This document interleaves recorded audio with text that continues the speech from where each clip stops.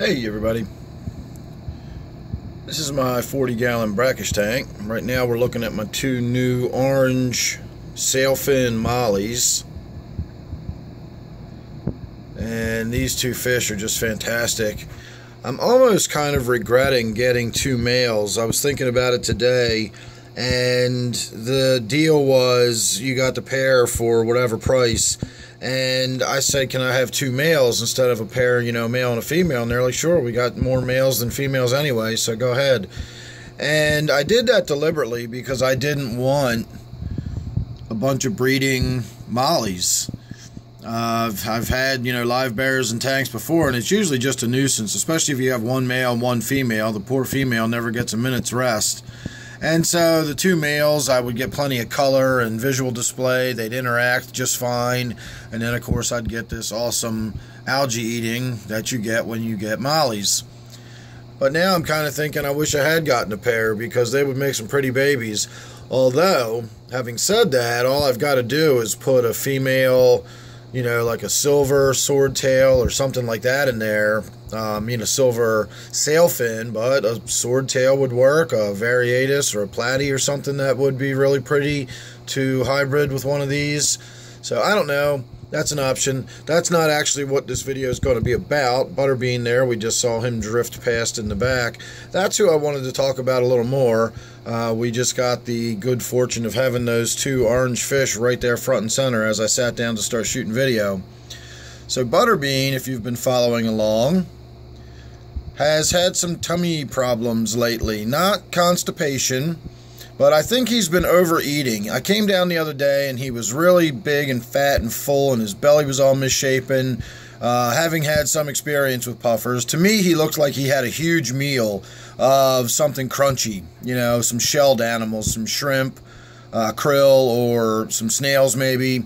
Something that was making his belly look lumpy. And so after a day or two, his belly sort of settled down and he started moving around and looking normal. His color came back. And now today I came down and I did feed him. He hasn't yet eaten. Let me adjust myself here, get a little closer to the tank.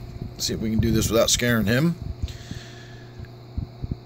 I did feed him a little while ago, but he has not yet found the krill. It's still floating at the surface. So he's big and fat again. I'm not sure why he's got a nice round belly. It's not misshapen, but it's definitely bigger than it was yesterday, and I haven't fed him.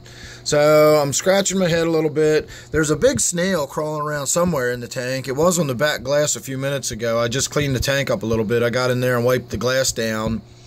And so I don't know where the snail went in the meantime, but there's still a big snail in there, and he hasn't eaten that. But what I'm noticing is I'm down to one Endler's guppy.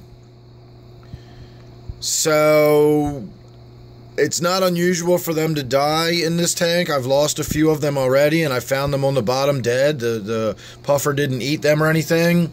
I've got enough shrimp and gobies and stuff in the tank that if one of those little endlers did die overnight, there's certainly plenty of other animals that would have eaten it up.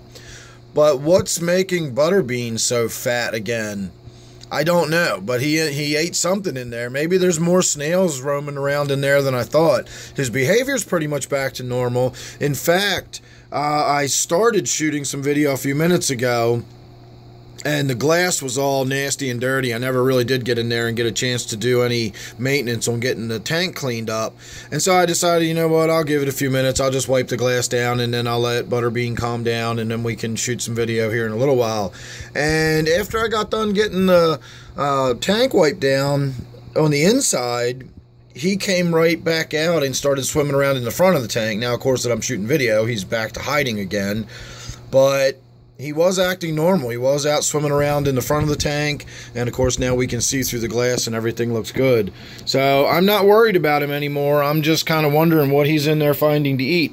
The other thing I want to point out, if you see where he's hiding now, he kind of hangs out there a lot. He sits right underneath of the filter intake, and sometimes he'll sit right there in the corner. When I'm in the other room, he likes to sit there and he can watch me, and of course I can always look in and see him sitting there looking at me. So I think what happens is, if you'll remember in the video from the other day, or if you watched the video from the other day, I pointed out these little sort of depression areas. There's 3 of them sitting right here. And it almost looked like nesting type behavior. But what I believe it is now, it is a result of him sitting there, minding his own business. And then when I come walking in, even though I try to do it gently, I think it startles him and he darts away. And when he does, he winds up kicking up a little, swirl as he shoots down to the other end of the tank. And it's just sort of turning out to create these little depressions. I don't think that that's anything deliberate, as though he's in there, making some sort of nesting site or something like that. So that was another thing I considered today.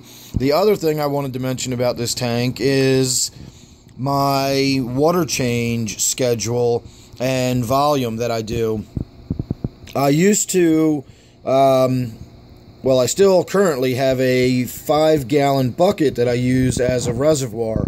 You don't have to make your brackish water up a long time in advance. I recommend doing it 24 hours in advance, but I've done it where I just needed a batch, and so I went ahead and mixed it up right then and there and then put it in the tank. Never mix your salt in the tank. That's not what I'm saying. You're still going to need a bucket to mix your salt water up, or your brackish water up. You're going to use marine salts, not aquarium salt. And when you do that, you still need to mix it in a bucket before you do your water change. So I keep it in a reservoir. I just keep it in the bucket, and then when I want to do a water change, I've got a bucket that's already established. It's had time for all of the salts to fully dissolve and incorporate, and gas exchange to happen, and you've got mature water. It's fully brackish water after you've let it sit there for a little while. If you have to do one where you're just going to go ahead and mix up a bucket and change it, probably not going to be the end of the world, but I don't recommend it. So having said all that, my 5-gallon reservoir was fine when I had a 20-gallon tank. I could do pretty significant water change just by doing 1 bucket out and 1 bucket back in, and then when I was finished, I'd go ahead and refill my brackish water reservoir, and I'd have water ready for the next time I wanted to do a water change. Now we've got a 40-gallon brackish tank, and suddenly a 5-gallon bucket is not very much of a water change anymore, and rather than have to go do 2 at a time, I think what I'm going to do is go back to using the old reservoir I used to use when I had a marine tank way back in the day. I had like one of those rubber storage bins, and it was a 20-gallon capacity, or I think it said 18-gallon capacity, but I measured it out, and it holds just about 20 gallons of water. Either way, even if I only put 15 gallons of water in there, that will be plenty to be a reservoir for brackish water if I need it. So I might go back to doing that, and in that case, I used to keep a little power head running in the reservoir at all times, so it kept the water circulated. That way all of the minerals stayed well dissolved and mixed and incorporated, and of course I got the gas exchange, so I wasn't ever getting any buildup of CO2 or depletion of gases or anything else when it sat there over time. So I might go back to keeping a larger reservoir of brackish water to do water changes for this tank, so we'll have to see how that goes. Lastly, as far as last thing I can think of while I'm standing here, is the Bumblebee Gobies you've probably noticed swimming around everywhere.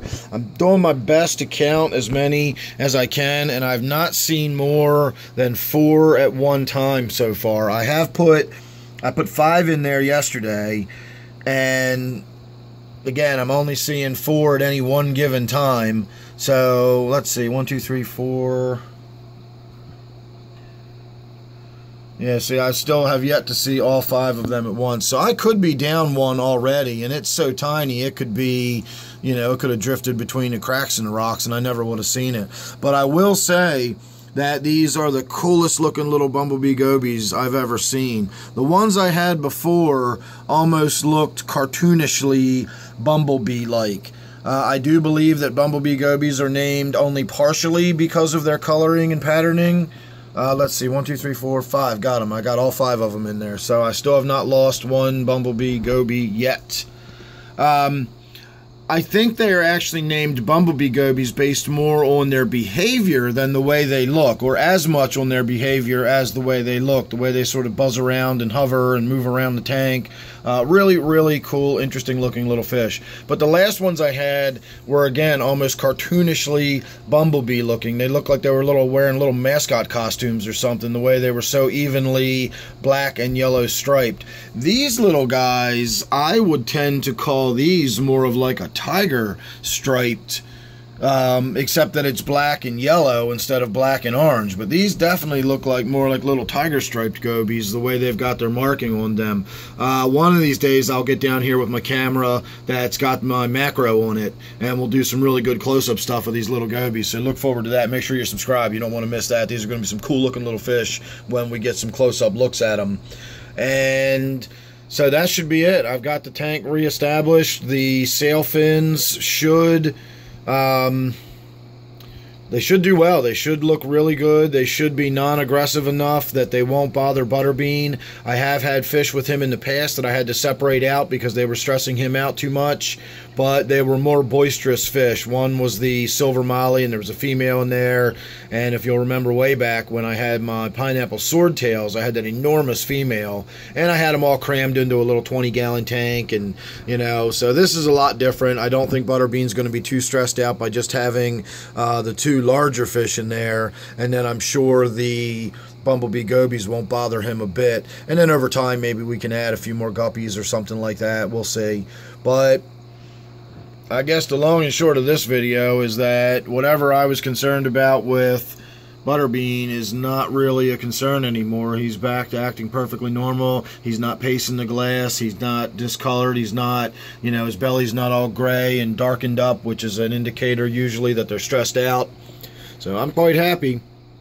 There you go, everybody. There's your Friday night update on my Brackish tank. Make sure you're subscribed, as I said. That way you won't miss anything else I got coming up. I still do have 4 of the ghost shrimp in here that I know of, too. And that's my final head count on the inhabitants of my Brackish tank here. So thanks again for watching. Hope you enjoyed it. And I'll see you real soon in the next one.